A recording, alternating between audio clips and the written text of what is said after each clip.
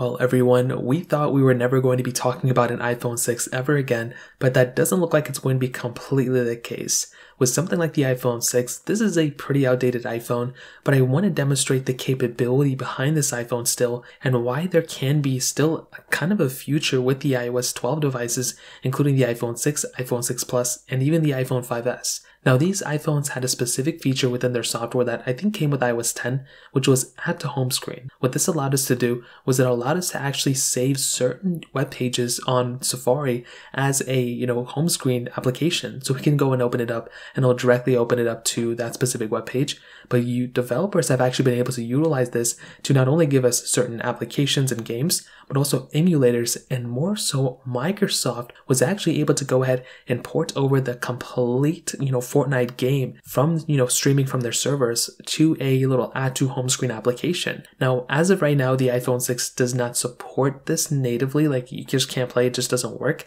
but you're still able to add it to home screen. You're still able to open it up. The only thing that it does is that it just times out when you try to play that game. But other than that, everything else on that application is fully working. And I do think that if some developers could go through and just kind of tinker around with it, I'm sure they can get it working on the iPhone 6.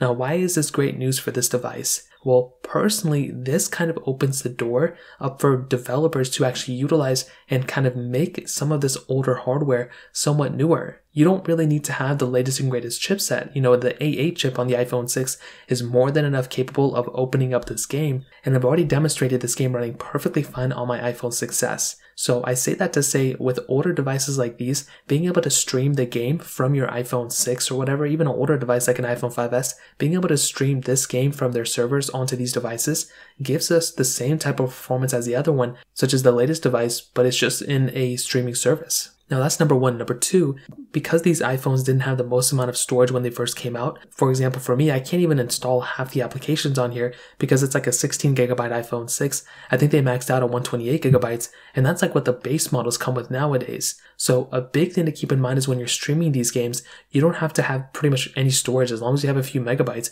you're not downloading this game, you're just downloading the application or even just saving it as a desktop. As long as you have connection to a Wi-Fi connection, then you are good to go. So this really opens the door, in my opinion, for a lot of these older devices that had this type of hardware that got unsupported so long ago, where a lot of applications cannot be downloaded. Maybe you have to download the older application of it, but by having some of these streaming services available that we don't even have to download a specific games, we can just stream it from our Safari browser. This opens the door for a lot of these older devices, and I'm actually super excited about what these developers are able to do with some of these older phones. So I would love to hear your opinion on this. Let me know in the comment section below.